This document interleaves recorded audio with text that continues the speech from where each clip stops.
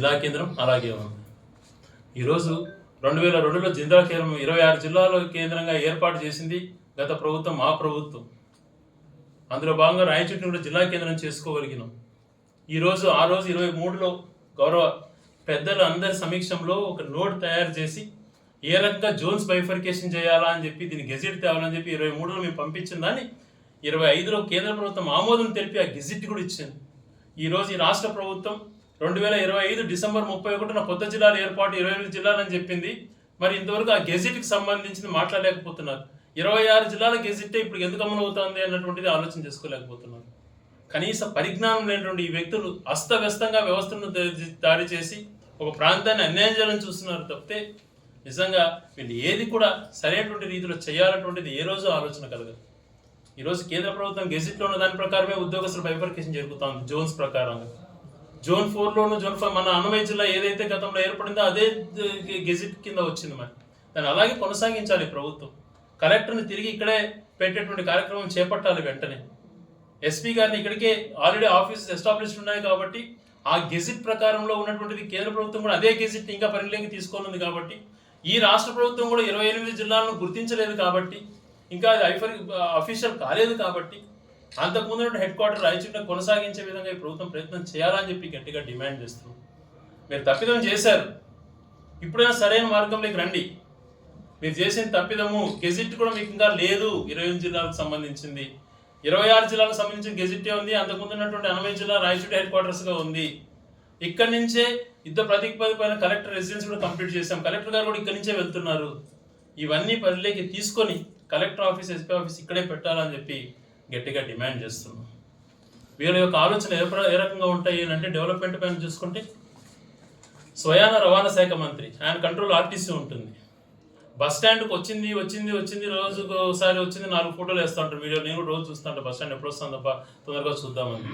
DPR ఒక bus స్టాండ్ని స్వయంగా నువ్వు శాఖ మంత్రివే డిపిఆర్ అని చెప్పి 2 సంవత్సరాల నుంచి బస్ స్టాండే నువ్వు చేసుకోలేకపోతున్నావే. నేను చేసిన డెవలప్మెంట్ గురించి హేళనగా మాట్లాడతారా మీరు? ఇట్లాంటి డిపిఆర్లు ఎన్ని తయారు చేసి నేను ఈ ప్రాంతానికి మేలు చేశాను అటువంటిది ఒకసారి ఆలోచన చేసుకోండి.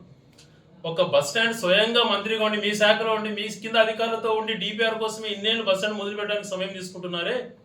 మరి ఇదే నేను ఏ పదవి లేకపోయినా జగన్మోహన్ రెడ్డి గారు అటువంటి వ్యక్తి ముఖ్యమంత్రిగా ఉన్నటువంటి సమయంలో ఆయన ద్వారా జిల్లా కేంద్రం ఏర్పాటే కాకుండా అనేక ఆఫీసులే కాకుండా ఈరోజు వీళ్ళు మాట్లాడుతున్నారు పైపులు వేస్తుంటే మేము చేసాం, మా ప్రభుత్వం నడుస్తుందని చెప్పి. బస్ స్టాండ్ డిపిఆర్కే 2-3 సంవత్సరాలు పట్టిన మీరు ఆ స్కీమ్ చేయగలుగుతారా? 3 సంవత్సరాలు అనునిత్యం నేను కష్టపడి అధికారులు 2 డీఈలు ఉన్నారు, శ్రీనివాసరెడ్డి లక్కిడిపల్లెకు, రాయచోటికి ఇంకో శ్రీనివాసరెడ్డి. వీళ్ళ ద్వారా ఎక్కడ పైప్ లైన్ ఉండాలా, ఎక్కడ ఓవర్ హెడ్ ట్యాంక్ ఉండాలా, ఏ ప్రాంతం నుంచి గ్రావిటీ వస్తుంది, ఏ ప్రాంతం నుంచి పంపు గ్రావిటీతో వాటర్ పోయేదానికి ఫోర్స్గా ఏ లైన్ వేస్తే బాగుంటుంది అని చెప్పి చిన్నపిల్లలాగా స్కూల్ పిల్లలాగా కూర్చొని పెన్సిల్ గీసుకొని రోజు డ్రాయింగ్స్ తీసుకుంటూ చేసినటువంటి పరిస్థితి మాకు 3 సంవత్సరాలు పట్టింది ఆ డిపిఆర్ చేయడానికి.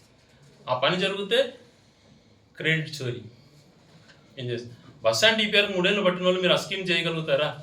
హంద్రినివా గాలేరు నగిరి అటువంటిది లింక్ చేయాలా? గాలేరు నగిరి ఇచ్చేటువంటి గ్రావిటీని హంద్రినివాకి త్రూ రాయచూటి వెలుగుల ద్వారా కలిపితే అనంతపురం జిల్లా నుంచి వచ్చేటువంటి నీళ్లతో అది ఎప్పుడో వచ్చేది అరకొర నీళ్లు మనకు ఆ ఆస్కారం లేకుండా దీంతోనే సస్యశ్యామలం అవుతాయి ఇక్కడ భూములు అని చెప్పి దాని డిపిఆర్ తీసుకొని వచ్చి టెండర్లు కూడా పిలిపించిన పరిస్థితి. ఒక డిపిఆర్ తయారు చేయలేదు మేము, దాన్ని జీవోలు ఇప్పించి ప్రభుత్వం దాని టెండర్లు కూడా పిలిపించి వర్కులు కూడా సుమారు పురోగతి సాధించినాం. కరోనా లాంటి పరిస్థితి వచ్చినా కూడా మీరు మా గురించి అవహేళనగా మాట్లాడతారు. ఈరోజు ఎస్ఎన్ కాలనీలో పార్క్ జరుగుతుందంటే నేను చేయించిందే కదా.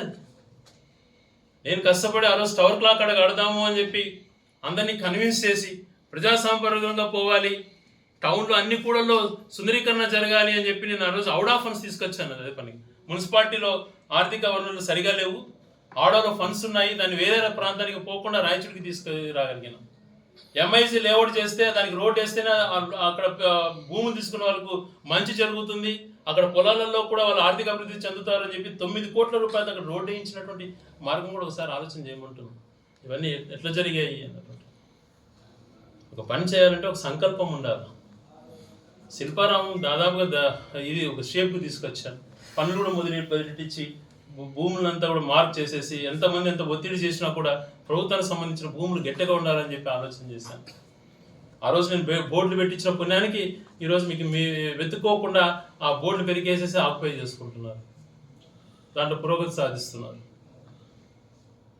ఇలాంటి అభివృద్ధి అంటే బాధ్యత ఉండాలండి, చేయండి. ఏ రోజు నేను ఓడిపోయిన నా ఓటమి చెందినటువంటి గంటలోనే చెప్పాను బయటకు వచ్చి హుందాగా. నేను ఏ రోజు ఇంకొకటి అని కూడా మాట్లాడలేదు. ప్రజాస్వామ్యంలో గెలుపోవటంలో సహజం, ప్రజాభిమానాన్ని కట్టుబడి ఉండాలా, చేసేటువంటి పనులు కొనసాగించి ప్రజల మన్నలు పొందాలని చెప్పి అదే గంటలో నేను ఏమాత్రం నిరాశ గురి కాకుండా చెప్పినటువంటి వ్యక్తిని ఈరోజు కూడా చెప్తాను. మీరు చేస్తే మంచి కార్యక్రమాలు చేస్తే దేనికైనా సహకరిస్తాను. అలా కాకుండా వేరే రకాల పద్ధతులలో పోవటం ఎంతవరకు సమంజసం అని చెప్పి నేను ప్రశ్నిస్తున్నాను. ఇవన్నీ వైఫల్యాలను కప్పిపుచ్చుకొని కేవలం నోటి దాటింది కదా అని ఇష్టానుసారం మాట్లాడి వ్యవస్థలు ఉన్నాయని చెప్పి భయపడించి చేసుకోవాలనేది ప్రజాస్వామ్యం చాలా కాలం మనకు ఉండదు. హిట్లర్, ముసోలిని ఇటువంటి వ్యక్తులే కాలగర్భంలో కలిసిపోయినారు. ఎగిరిపడిన వాళ్ళంతా కూడా ప్రపంచాన్ని ఆశిస్తామన్నటువంటి వ్యక్తులంతా కూడా ప్రపంచాన్నే మేము భయపడేందుకు గురి చేస్తామన్నటువంటి వాళ్ళే కాలగర్భంలో కలిసినటువంటి పరిస్థితులు ఉన్నాయి. ఎంతసేపు ఉన్నా ప్రజాస్వామ్యంలో ప్రజల మనసు ఎలాగే గెలుపొందాలి, రాబోయే తరాలకు ఎలాగో ఉపయోగపడాలనేటువంటి ఆలోచన చేయాలి. ఒక రింగ్ రోడ్ చేయాలంటే దాని వెనకలో ఉన్నటువంటి కృషి ఎంత, ఒక జిల్లా కేంద్రం రావాలంటే దాని వెనకల ఉండే కృషి ఎంత, ఒక వాటర్ స్కీమ్ రావాలంటే దాని వెనకల ఉండే కృషి ఎంత, గాలేనగి నుంచి వాటర్ పట్టుకొచ్చి గెండుకోట నుంచి తీసుకురావాలంటే దాని వెనకల కృషి ఎంత, దాన్ని పడినటువంటి తపన, దానికి పడినటువంటి కష్టం ఒక్కసారి ఆలోచన ఏ రోజు కూడా చెప్పుకోలేదు. ఇవన్నీ బాధ్యత అనుకుంటాం. ప్రజలు ఇచ్చినటువంటి మ్యాండేట్ని అది ఒక బాధ్యత. ఇవన్నీ కూడా చెయ్యాలి. ఆ కంటిన్యూస్ ప్రాసెస్ అనేది కొనసాగించాలి. అలా కాకుండా లేదు మా పద్ధతుల్లో మేము ఉంటాం, దౌర్జన్యాలు చేస్తామంటే చాలా కాలం మనుగడలో ఉండదు. ఈ కుటుంబ ప్రభుత్వం ఏర్పడిన తర్వాత నిత్యావసర సరుకులు ఎంత ధరలు పెరిగిపోయినాయి. ఈ 2 సంవత్సరాలలోనే డీజిల్, పెట్రోల్ పరిస్థితి ఒకసారి ఆలోచన చేయమంటున్నాను.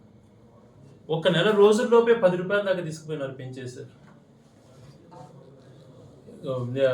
ప్రతిరోజు నిత్యం వాడుకునేటువంటి సిలిండర్ ధరలు రోజుకు 20 రూపాయలు, 30 రూపాయలు పెంచుకుంటూ పోతున్నారు. గ్యాస్ సిలిండర్ ధరలు పెంచిరి, పెట్రోల్ డీజిల్ ధరలు పెంచిరి. గతంలో ఏం మాట్లాడారు, ఈ రాష్ట్రంలో హైయెస్ట్, దేశంలో హైయెస్ట్ ఆంధ్ర రాష్ట్రంలో ఉంది పెట్రోల్ ధరలు అన్నారు. ఈరోజు మరి ఎందుకు తగ్గించలేకపోతున్నారు? పక్కన కర్ణాటకలో మనకన్నా చాలా తక్కువ ఉంది, తమిళనాడులో తక్కువ ఉంది, తెలంగాణలో తక్కువ ఉంది, ఆ పక్క ఒరిస్సాలో తక్కువ ఉన్నాయి. వాటర్ స్టేట్స్ అన్నింటిలో మనకన్నా 5 రూపాయలు, 10 రూపాయలు తక్కువ ఉన్నాయి. విపరీతంగా పెట్రోల్ డీజిల్ పెంచేసి, సిలిండర్లు పెంచి, నిత్యావసర సరుకులు ఇష్టానుసారం పెంచి ప్రజలను అధోగతి పాలు చేస్తూ మళ్ళీ మీరు మాట్లాడుతున్నారు. ఇన్ని రకాల ఈ ప్రభుత్వం వైఫల్యం చెందింది కాబట్టి ఖచ్చితంగా వైఎస్ఆర్ కాంగ్రెస్ పార్టీకి సంబంధించి వీళ్ళ వైఫల్యాలను ప్రజలకు తెలియచేసేందుకు 12వ తేదీన అందరూ వైఎస్ఆర్సీపీ నాయకులు, కార్యకర్తలు ఈ నిరసన కార్యక్రమంలో పాల్గొనాలని విజ్ఞప్తి చేస్తూ, ఈ ప్రభుత్వ వైఫల్యాలను దాదాపుగా వీళ్ళ టెన్యూర్ అర్థం కంప్లీట్ అయిపోతుంది కాబట్టి చేసే పరిస్థితులలో కూడా వీళ్ళు లేరు కాబట్టి ప్రజలు ఇంకా మోసం చేసి ఇంకా ఈ రాష్ట్రాన్ని అప్పుల పాలు చేసే ప్రయత్నంలో ఉన్నారు కాబట్టి యువత, మహిళలు, రైతులు, ఉద్యోగస్తులు నిర్దాక్షిణంగా ఉంచడం, వాళ్ళకి ఇంతవరకు వాళ్ళకి సంబంధించింది ఐఆర్ ఇంతవరకు లేదు. వాళ్ళకు ట్రైనింగ్ అని చెప్పి కనీసం ఆ ట్రైనింగ్లో వాళ్ళకి ఇచ్చిన డబ్బులు కేటాయింపులు 2 పూట్ల భోజనం కూడా సరిగా పెట్టలేని, 1 పూట భోజనం కూడా పెట్టలేని పరిస్థితుల్లో ఆకలి వాళ్ళు అలమటిస్తా అంటే చూసి ఆనందపడుతున్నారు కొంతమంది. వాళ్ళకి ఏ రకంగా వాళ్ళకి ట్రైనింగ్ ఎంత ఇంపార్టెంట్, ఎందుకు పిలిపించినాం, వాళ్ళకి సరైన వసతులు ఉన్నాయా లేదా అనేటువంటి చూసుకునే పరిస్థితుల్లో కూడా ఈ ప్రభుత్వం లేదు. వాళ్ళని కూడా బెదిరించేటువంటి